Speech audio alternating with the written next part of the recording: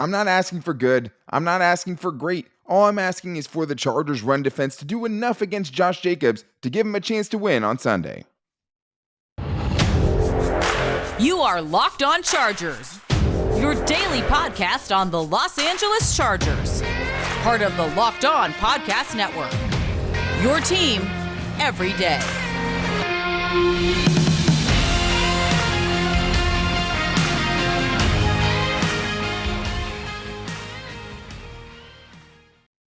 What is up, and welcome into the Locked On Chargers podcast. I'm your host, Daniel Wade, joined as always by my co-host, David Drogemeyer, and we've been covering the Chargers together now for 6 seasons, but this is our 5th season as the host of the Locked On Chargers podcast, bringing you your team every day.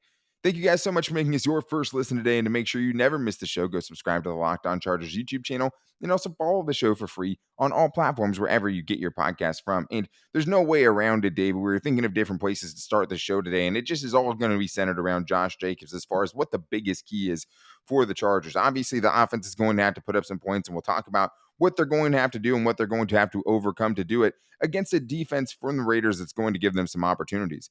But defensively for the Chargers, you just need something, right? You just need enough against Josh Jacobs. And another big thing that you need, make Derek Carr cry again. I think that'd be a great key for the Chargers to get a big win in this one. But we'll also talk about what players we think could go off in this game, because there's a couple guys that have some great matchups in this one, and make a really, really hard game prediction, at least for me. I mean, the point spread from BetOnline is 1. The Chargers favored by 1. It's going to be tight. So we'll get into it, but this episode is brought to you by BetOnline.net. BetOnline has you covered this season with more props, odds, and lines than ever before.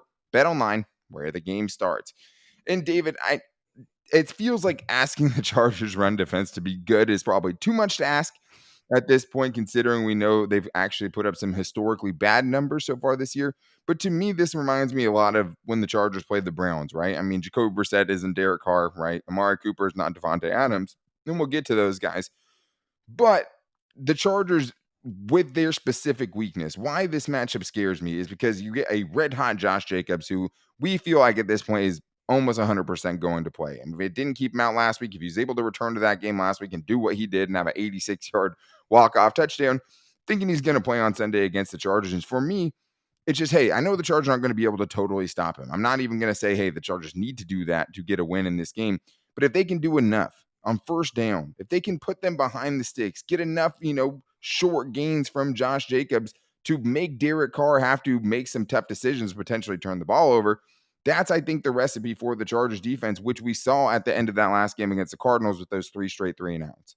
Absolutely, Daniel. The strength of this Chargers defense is their pass defense, but they can't lean on that strength if they are not getting stops or minimal gains on first and second down. It is crucial to the Chargers' success on defense that they do that, because that allows them to get into those exotic blitz packages and get into their defensive groupings, and that's what makes them the most successful. We saw that at the end of the game against the Cardinals. They were at their best when they were getting those stops early. It is a huge key to their success on defense against the Raiders on Sunday. 100%. I mean, this is a Chargers defense that's given up 200 yards rushing to 3 different teams so far this year. But the Raiders are the only team that didn't rush for at least 93 yards against the Chargers. Part of that was the game flow, right? And I think getting off to a quick start, like we've talked about with the Chargers, for such a long time and seemingly every week, is going to be big. But getting the Raiders out of their game plan, that is what this is all about, right? Don't let them take the easy path, whether that's getting that 6-man front, right, with Derwin James on the edge, 4 down linemen, all defensive tackles. Maybe we'll see some of that. But if they can just get to the point where they can use those blitzes, because let's be honest, I mean, their pressure isn't great without it. Right. They need to get themselves in those situations where they can send Bryce Callahan, where they can send Michael Davis to get a sack like he did last week, to send Derwin James like they have and want to do so often. Like, that's how you get in those situations. So we're not going to be fantasy land here and say the Chargers have to bottle up Josh Jacobs. It's probably too much to ask for at this point. But that doesn't mean that he could go for 100 yards, but you could have, 6 or 7 carries that you hold him to 2 or less yards, right, on first down, or even on 2nd and 10 or something like that, just to get yourself in those advantageous situations. That's all you're asking for. Just do enough. I don't need good. I just need enough from the Chargers run defense this week. Do not wait to bring Derwin James close to the line of scrimmage, please. No, yeah. That is something that we need to They see can't. early and often. Yeah. Nobody reads and reacts and key diagnoses like Derwin James. He sees it and he explodes. He is one of the best tacklers on this team. You have to have him close to the line of scrimmage, especially on those downs where you know they are going to try to run the football. He is one of the best edge setters on this team, and they need to utilize that to be the most effective run defense that they can be. 100%, because the thing is one of the things you always want to do when you play against the Raiders is you want to break Derek Carr. So my next key for success here is make Derek Carr cry again. I mean, I know David wanted that to be like the poster for this episode. Make Yes, Derek I Carr cry did. again. And I get what he was saying on the podium and stuff, but I mean, I don't know where that accent came from. Just a little hollow in some ways to me. That is always the key. Joey Bosa, it sucks that he has to miss this game because nobody knows it more than that dude, right? Yeah. Who knows, hey, if we hit this dude, if we can rattle him, we're going to have a good chance, because there's two things that need to happen in this game. It's trying to break Derek Carr and also capitalizing on Derek Carr's mistakes, because he's going to make some mistakes. He had 2 interceptions last week. Obviously, they still were able to find a way to win. But in the first matchup against the Chargers, he threw 3 interceptions, and the Chargers were able to get 6 sacks in that game and 5 against Derek Carr. Making Derek Carr cry again, David, I think is very high up on the list of things I think the Chargers need to do on Sunday. 100%. It always is a key when you go up against Derek Carr, because when you hit him, he starts to feel pressure and feel things that are not there, and it makes him hurry and rush his throws, which makes him make mistakes. And I think he trusts his arm a little bit too much in certain situations, and he does push it. When he does do that, the Chargers have to capitalize on those opportunities. Derek Carr is going to give them some opportunities to go ahead and take the football away. They need to do that. One of my keys here on defense is to bracket Devontae Adams. Double cover him. I don't care if you got to do it the entire game. Do not let that dude loose.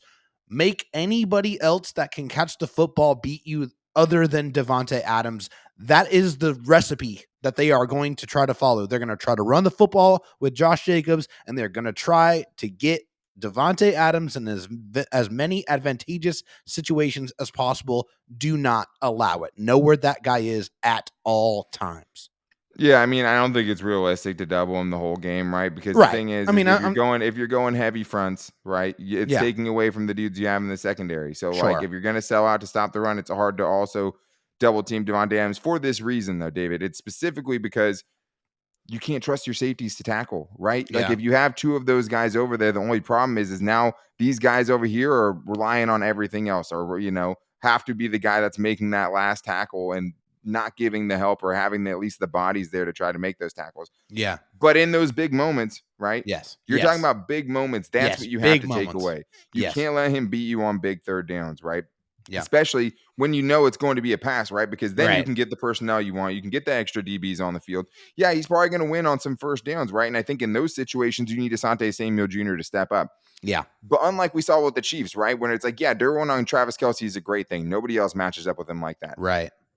But in those big moments towards the end of the game, you can't just bank on that, because even with great players, it's going to be a battle. It's going to be a boxing match. You're going to take some punches. You're going to give some punches. That's how it goes. Yeah. You can't allow that to happen in the big moments in this one. So Asante Samuel Jr., even if it's a little bit of Michael Davis, those guys are going to have to step up when their name is called, to have to, track this dude one-on-one, or at least close to that, right? In those moments. But in the big moments, you have to find a way. It's bracketing, it's doubling, you're doing whatever it takes. You cannot let that dude beat you. Make Mac Hollins beat you. Make Keelan Cole beat you. Yeah, right? Foster That's the easy Moreau, thing. Foster Moreau, I mean, also maybe no 3rd and 17 draw plays. Don't let that beat you either, because I will throw up. Because that's just truly the grossest thing in the world to me. Oh no! I mean, I remember it happened against the Raiders. It can't happen again. I don't want to, even dump off Ray Rice. Hey, diddle, none of that stuff. Leave it on there. But I mean, you can't let Devontae Adams and Josh Jacobs be the story in this game, right? Exactly. Like we talked about a little bit in the crossover. If those play with some violence too, please play with some violence. I want to see some big hits in this one. Really impose your will. Yeah, and I mean, there's just been a lack of physicality all year, right, David? That's something we've been yearning for years and years, being physical in the trenches. And I think you're going to need, first of all, Kenneth Murray, I don't need good. I just need enough, right? I'm not looking for a breakout game. I just need you to not totally kind of throw things sideways. And the Right. same thing goes with the secondary, who's already had problems tackling. And if Nazir Adderley's out there, he's going to have a giant club on his hand. So Yeah. that does not make you a better tackler unless you're just swinging at a dude's legs, right? I'm just going to take you out that way. I don't know. I mean, it's a whole thing. But Alohi Gilman at least, had a pretty good game last week. I thought he made some really big plays, including that pass breakup on that third down was huge. You're going to need guys like that to step up in this game and make some big time tackles because Chargers have missed way too many. Their tackling is atrocious. It has to be fixed at least somewhat. It has to just be better at least this week. But let's not make any mistake about it, David. The Chargers offense is going to have to put up points. I mean, we're asking some things of the Chargers defense. We know the Raiders are going to get some, right? We're just hoping that the defense can do enough. Justin Herbert and the offense, even with the things they'll have to overcome, are going to have to put up in this game. So are Keenan Allen, so are Josh Palmer. So we're going to get into our offensive keys for success coming up right after this. But first, I need to tell you guys about my favorite daily fantasy sports site. And of course, I'm talking about Prize Picks. What I love about Prize Picks is unlike other daily fantasy sites, it's just you versus their projections. So you go through, you find the matchups that you like for players around the NFL or other sports as well, but you find the matchups that look good to you, and all you have to do is beat the number that Prize Picks projections are putting out there. So with Prize Picks, all you have to do is pick 2 to 5 players. If those players win, you can win on your entry, and not only can you win, but you can win up to 10 times your money. So if you're looking or you're wondering what kind of things they're making these projections on for this weekend's game, you can project Justin Herbert more than or less than 285.5 passing yards. He has a really good matchup. Or you can go with even combined rushing and receiving yards and go with Austin Eckler going more or less than 102.5 total yards in that way. There's so many different things to do at Prize Picks. I really love it. It's kind of, all the fun things that you can get out of it, I think just really changes it from other daily fantasy sites. They make it a lot more fun. Right now, guys, download the Prize Picks app or go to prizepicks.com to sign up and play daily fantasy sports today. First-time users can receive a 100% instant deposit match up to $100 with the promo code Locked On. If you deposit $100, they will match your $100. If you put in 50, they will give you 50. Don't forget to enter the promo code Locked On at sign up for that 100% instant deposit match right now with Prize Picks. All right, well, we talked about the defense, but with the Chargers, the offense can be just as frustrating in different ways. And we've seen some really nice sparks, right? And we've seen some nice drives, especially in that last game in the first half. We saw them get back in the game. At the end of the game, when they needed to go down and get a touchdown, they were able to do it. But we haven't seen that consistency from the Chargers. And I think in this game, especially, like they can't work their way into it, David. We talked about game flow a lot yesterday, but like Justin Herbert and the offense are going to have to get right to it. You can't have a lull. You want to get the Raiders out of their game plan. One of the big keys to me this week is getting out to that big league. Because last time you did that, Josh Jacobs got 10 carries in that first matchup.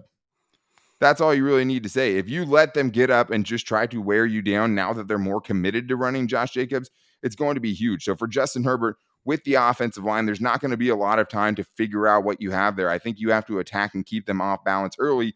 And most importantly, stay ahead of the chains. If you set yourself up in third and longs in this game and ask Justin Herbert to bail you out, you're going to be in trouble, David. I think staying ahead of the chains, trying to get off to an early start, two of the biggest keys for me in this one. Just as much as the Raiders want to keep Justin Herbert off the field, the Chargers want to keep Josh Jacobs off the field as much as possible as well. Yeah. And one way that the Chargers offense and Justin Herbert can have a lot of success in this one and stay on the field and keep those chains moving is by attacking the middle of the Raiders defense. It is wide open. I mean, that's a soft spot. Just doesn't matter who it is. It could be receivers. It could be tight ends. Everyone is finding all kinds of room, all kinds of space, a lot of success over the middle of the football field. The Chargers want to move the ball. That's where they need to target. Yeah, I mean, it's huge. It's definitely one of the things that really pops when you're watching the Raiders and just how many catches are being made over the middle. And it's going to say, the one thing you left out of there is running backs, right? I mean, yes. Austin Eckler, angle route. We all know Denzel Perryman and the strengths of his game and the weaknesses of his games. Well, he's one of those guys that's patrolling the middle. Their other starting linebacker, Divine Diablo, is on injured reserve at this point, so he's not going to be playing in this one. They're weak there. I mean, they have some good safeties. They have, Trayvon Merrick is definitely an up-and-coming guy for sure. But you can eat there. And I think what you really need in this game from your offense is for your new dynamic duo to come through. And that dynamic duo is Keenan Allen and Josh Palmer, who kind of quietly, David, have taken over as the main breadwinners for this Chargers offense, at least in the receiving core, in the absence of Mike Williams. Yeah. And they've been really good lately. I mean, they've actually played really well. So the last 2 games for them, they've combined for 23 catches, 305 yards, right? And a touchdown. So, like, that Music to is, my ears. yeah, 100%. I mean, those two guys, 305 yards in 2 games, 23 catches, like, you'll take that. They had actually a little smaller of a game, but I think with the dynamic duo of those two guys, and then you sprinkle in a little bit of DeAndre Carter, there's no reason this Chargers offense shouldn't be able to put some points up in this game. Absolutely. I mean, one of my keys is attack with Keenan Allen because there's literally nobody on the Raiders defense that can cover him one-on-one. I feel very comfortable with Keenan's ability to get open He was against talking a little anybody. smack too. I am. Yeah, and No, definitely. he Yeah. was. He was Oh, talking yeah. a little smack Oh, about yeah. him. Yeah. Absolutely. You know, Keenan Allen, he's got that swag when he's feeling good. When you get him a couple catches early and he starts to get in that DB's face, you know he's feeling it, and you know he's about to go off and have a big game. I feel like the Chargers have really been kind of ramping up with Keenan Allen. They've been trying to see and make sure that he really is truly 100%. I feel like this game against the Raiders is where they really open it up, and I think you see one of those big time performances, and that might be something you hear later on in the show with our bowl predictions. Yeah, I mean, I think that's a good one. I mean, Keenan Allen in the first matchup got hurt Yeah. midway through the second quarter, and he was at 4 catches for Yeah, he was 66 going yards. crazy. Yeah. He was shredding them, and, like, this is a great matchup for him. He is starting to heat up. I felt like when the Chargers offense really struggled last week, it was them just not going to him enough, unfortunately. I thought was one of the biggest parts of, the Yes. offensive struggles, especially in the second half. You need to feed this guy. You need to feature this guy, especially early on when you're trying to kind of disrupt the pass rush coming at you. Getting the ball into Keenan Allen's hands has been nothing but gold for the Chargers so far this year. We just haven't gotten to see nearly enough of it. But let's be honest, David. I mean, a lot of this is just going to depend on if this Chargers offensive line can hold up. I know I touched on it yesterday, Yeah. but there's just no way you can talk about offensive keys for success. Justin Herbert has to find a way, and Joe Lombardi has to find a way to let this offense operate, to do enough, and that it's going to take an inordinate amount of pressure on Justin Herbert in this game to make it work, to be able to avoid the pass rush, to be Yeah. able to play off script. Like, he's just going to have to do it, because right now it doesn't look like Trey Pipkins going to play. He hasn't practiced all week. Right. Corey Linsley, as far as we know, still in the concussion protocol as we're recording this right now. That means you're missing, obviously 60% of your starting offensive line that you started the season with, and 2 of those dudes are all pros in Rashawn Yeah. Slater and Corey Linsley. Yeah. We've seen this Chargers offense turtle up without Corey Linsley and really go into a shell. This Yeah. week, at least, going into it who your offensive linemen are. You have to find a way to make it work, because there are a lot of openings. They're probably going to try to test you. If you can expose their defense and go at, have the right game plan, and for God's sakes, be a little bit better in the screen game for real, Yes. you'll have a good chance. But, like, it's going to be an uphill battle when you're trying to play around all those factors, with Foster Sorrell going up against Max Crosby, right? And then now Will Clapp, who played okay last week, but obviously there was some miscommunications that one of them took points off the board on that Yeah. A-gap blitz that Justin Herbert takes a sack late in that game. So that is a huge part of this. Absolutely. You cannot allow Max Crosby to go off in this one. You have to know that he's the main guy who is going to try to feast after Justin Herbert. And that's really what it is with their defense and pressure. As far as sacks go, it's feast or famine. And the feast is Max Crosby with 10.5 sacks. And it's the famine with everyone else only having 1 sack on the entire season. So you need to chip him. You need to double team him. You need to have receivers try to get in his way, whatever. And also, one thing I want to do as well is I want to see some design rollouts to the left. Justin Herbert is fantastic throwing on the run. The Chargers need to take advantage of his athleticism and his accuracy. And that's another way to slow down that pass rush getting away from Max. Yeah, I mean, especially because Max usually lines up on that side, so that's going to be tough because he's going to blow a lot of things up. But, I mean, it's always a risky proposition. If you're a right-handed quarterback, you're not supposed to roll to your left and throw back across your body. But as you saw in that Josh Palmer sideline throw last He can week, do I it. mean, Yes. he can get plenty of zip on it. Yeah. For sure. I mean, I don't think they do that enough, honestly, because That's you what see I'm a lot saying. of teams in the league that are rolling out hard, and other teams have caught on to that with the Chargers. The one thing the Chargers don't usually do is throw back to someone designed, right? As everyone's flowing back this way, you throw back to someone like Gerald Everett, right? And there's a wide open gap there. There's a wide open seam to get some yards after the catch. Yeah. Because I think the Chargers are going to need it. I mean, if you're going to get Absolutely. pressured a lot, and the Chargers have gotten pressured, Justin Herbert's gotten pressured more than any other quarterback in the NFL this season. He's given He's faced pressure on 19 dropbacks in each of the past 2 weeks, right? 38 combined over the last 2 weeks. There's ways to alleviate it, but the Chargers have to hit on the screen game. They have to keep the Raiders defense off balance, and it's not a great defense. You should be able to do it even with the injuries that you have on the offensive line. But let's be honest, it's going to be really tough. Those are major impactful injuries the Chargers have on their offensive line. They're not excuses. It's just like you're just afraid that they will go super conservative in order to try to protect Justin Herbert. But unfortunately, he's They feeling a can't do lot that. better, and you're going to have to take some risks with him, right? Yeah. And he's going to have to run if he has to, too. Like there's a lot of things he has to do, I think, to overcome what they're missing, especially along the offensive line. But there are some players who have some really good matchups. So we'll see if the offensive line can just do enough. I think that's kind of the theme of the day so far, just to let these other players eat, because the Chargers have plenty of good players, but it's going to be those other guys who are going to have to step up and just do enough to let the other guys eat around them, like Khalil Mack, like Derwin James, like Justin Herbert, like Keenan Allen. So we're going to talk about who we think has the best matchups and guys who we think could potentially go off in this one in our bold and game predictions coming up after this. I still don't know who I'm going to pick for this game. So to find out, make sure you guys are still listening. But first, I need to tell you guys that this episode is brought to you by Audible. Audible is releasing a slate of new football podcasts that we're sure you're going to love. There are a bunch that you guys can choose from, but one of the new ones is Find Think Like a Champion now, wherever you get your podcast from. Think Like a Champion is a brand new podcast from Russell Wilson and Audible. I mean, there's definitely some things I'd want to hear from Russell Wilson for sure. Russ is a champion on the field, but off of it, we rarely know the grind that he has to greatness, and obviously just a super charitable dude as well, which is something that probably gets forgotten a lot. But this is a podcast where you're going to hear a lot of great insights. They have two-time Super Bowl champion Von Miller, and he delivers sharp insights about performing at the highest level in moments of extreme pressure. Or you can hear a conversation between Russell Wilson and Tim Tebow talking about finding a unique personal mission in the world. I definitely want to hear that conversation for sure. Each episode features interviews with Olympic medalists, NFL stars, and business leaders. Hosts will swap stories and share proven mental techniques that have gotten the world's most elite performers across the finish line and above. Anytime you're talking about guys like this, like Olympic athletes, like there's a special kind of drive. It's always really cool to hear kind of how these dudes do, and women, I mean, the things that you just could never imagine doing yourself. So head on over to the Locked On Presents for a sneak peek of Think Like a Champion, or catch the full series available wherever you get your podcast. Available anywhere now. Audible, get in the game.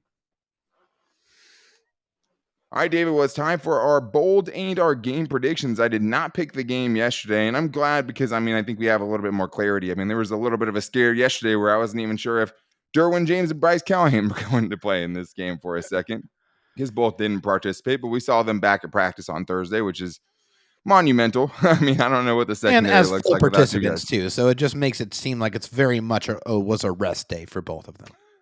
Yeah, it wasn't that easy for Daniel Popper, unfortunately. We love you, Yeah. Popper, but anyways, David, it's time to get into our bold predictions. And I mean, I could put the bump anywhere. I think the bump for me needs a spark, because I did with Mike Williams. He got hurt last week. It was really the DeAndre Carter show. I thought it was going to be more of the Keenan Allen show, which it probably should have been, because he was definitely toasting dudes out there. But David, when you're looking at the offense this week, there's a few different guys I think you could go with for this one, or a few different areas I think you could attack. Who are you going with your offensive bold prediction? I think you may have left a hint for it, a very subtle hint earlier in the show. Yes, I did. So this week, I really feel like we're going to see one of those vintage Keenan Allen performances. And what I mean by that is like 10 to 12 catches. And that's, I think he's going to be open all day. And I think he's going to get targeted all day. And he's going to have a really big game in this one. I feel like he's going to be heavily involved. I'm going 12 catches, 150 yards, and 2 touchdowns.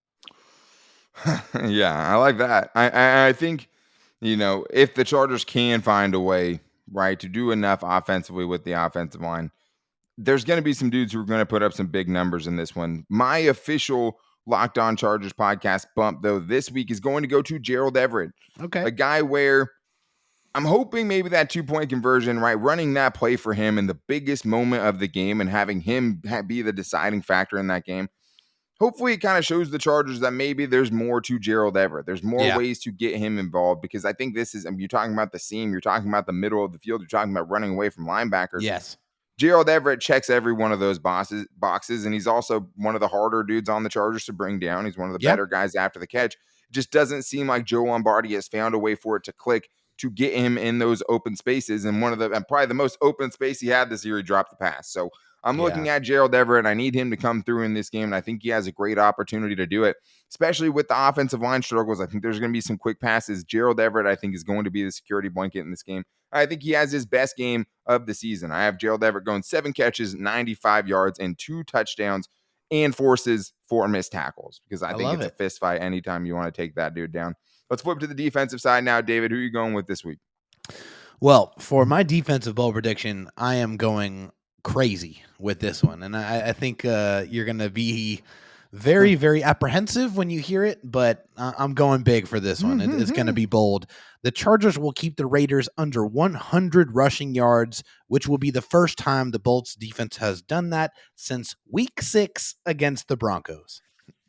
Oh, that's a gross stat.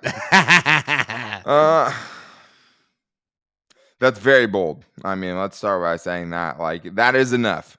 When you talk about doing enough from the Chargers run defense, I mean, even if they give 99.9 yards on the ground, I mean, I think you'd sign up for that now. Even though for some teams, that's a bad game for the Chargers defense. Obviously, that's not a bad game. That's a great game. If they can find something, I mean, James Conner is not Josh Jacobs. Josh Jacobs, the NFL's leading rusher, you know. He and is, for sure. And he is 229 definitely hurting yards. a little bit, too. See, that's the part I struggle with, because it's like, yeah, he had that calf strain when he broke off an 86-yard walk-off touchdown last week. So, like, as far as me using that as an excuse for him, or I guess as an excuse for him not doing good against the Chargers defense, I'm not going to buy it, just because I think it's like, hey, if he can do that, he's fine. He'll play fine. He's been at practice 2 days this week. If he can run for 229 last week, leave the game, come back in with the same calf strain, and unless there's a setback, obviously, right? I think he's going to be fine. If they can do that against him, no excuses. That's just a really, really great, huge performance for the Chargers defense, and maybe gives you some faith going down the stretch that, okay, maybe Derek Henry won't run for 468 yards when these two teams match up. My defensive bowl prediction is going to be centered around my biggest matchup from yesterday. I'm going with Asante Samuel Jr. because I want to see if he's leveled up since the first time he had to go square off with Devontae Adams, trying to test himself against one of the elite premier receivers in the entire NFL. He got an interception and a pass breakup last time. I'm going to say he has 2 interceptions in this game, and he holds Devontae Adams to under 75 yards receiving. I think Zont is one of the guys that we're talking about after this game. Zont started really hot, kind of cooled off a little bit, started doing really good again, got torched in the Kansas City game, and played really well last week. So it's been up and down, which it's his second year, right? He's I mean, a lot of good, though. A lot of good from Asante. A lot of good. I mean, a lot of stuff, a lot of foundational stuff I think you have to build on. Yeah. He does that in this game. I think we see even a different version of him for the rest of the season, and he's looking like he goes Super Saiyan. Asante exactly. He seems like he feeds off these kind of matchups, right? It seems like he lives for this kind of stuff, which is great. That's exactly the mentality you want in your cornerbacks. But, you know, you better go out there and prove it, though. And I think he's going to have some spots where he's going to have to hold it down against Devontae Adams. And how he does, I think, is going to decide, you know, a few different Raiders possessions potentially in getting the Chargers offense back on the field. And you know, that's a huge factor. Now it's time for the hard part. David, it's time to pick this game, and I am feeling worse about it than you. I mean, obviously, if both of your bold predictions come true, the Chargers win this game, right? I mean, in my opinion, if both my bold predictions come true, they could still end up somehow losing this game. But I don't feel good about it. The spread, I think, is right. I mean, it's a 1-point spread from BetOnline. I think that's kind of indicative of how I feel about this one. David, I have more hope that you're going to pick the Chargers than I am. So who are you going with for this one? Well, I mean, this game for the Chargers is paramount. It's crucial, and this is a game the Chargers should win. They have to win. They don't have a lot of leeway left. They don't have a lot of rope, so they have to handle their business. And fortunately for the Chargers, they've been really, really good on the road this year. 4-2 seems like they travel well. They get up for these road games. They don't care about getting into a hostile environment. And the Chargers need this, and I feel like they're going to come out motivated. It's going to be a close game because that's all the Chargers play. I mean, I'd love to see a blowout. That would be wonderful, but let's not be crazy here. We know what this is going to be. It's going to be a 1-score game. I have the Chargers winning this game and keeping their playoff hopes alive, strong and well, with a 34-27 victory. Yeah, okay. I mean, that's more faith than I have in them for sure. I mean, I think the thing with this game is it's not a must-win game, just kind of like last week, but like I'm more afraid of the Raiders than I was about the Cardinals last week. Sure. That's just, how I'm feeling about it. That's where my gut is taking me. And like I have a really hard time picking this one because like this is a bad matchup for the Chargers at this point of the season. And this is not the injury report that you want to see going into a game of this magnitude. You're right. It's going to be really, really tough. Like I said, I think where the lines are kind of where I'm feeling for this one. So I'm going to say that the Chargers find a way to pull this one out, and I think it's going to be close, incredibly close. I have the Chargers winning this game 31-30 in this one, and you know why? Just family, trust, and respect, baby, because that's why. I mean, sometimes you just got to go with your gut. It's gotten me to where I'm at this part in the season as far as picking the Chargers.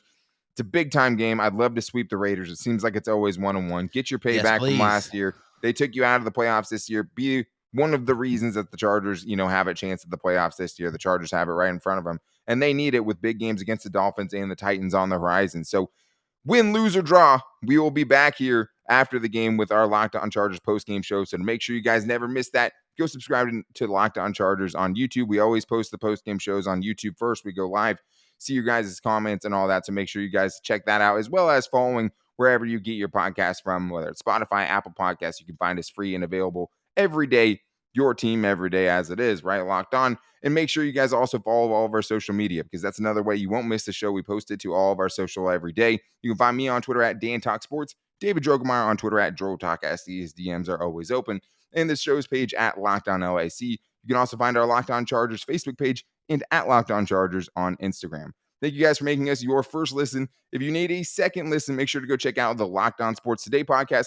They have the biggest stories, instant reactions, and big game recaps. And they also have the take of the day, and there have been some doozies on there. So that's available on the Odyssey app, YouTube, wherever you get your podcast from. But this is a big one, guys. I mean, hopefully the Chargers can pull things off. Hopefully me and David are right here, and the Chargers can get to 7-5 with a couple of really tough games. But make sure you guys are back here with us for the post-game show right after the game. Until then, guys, take it easy and go Bolts.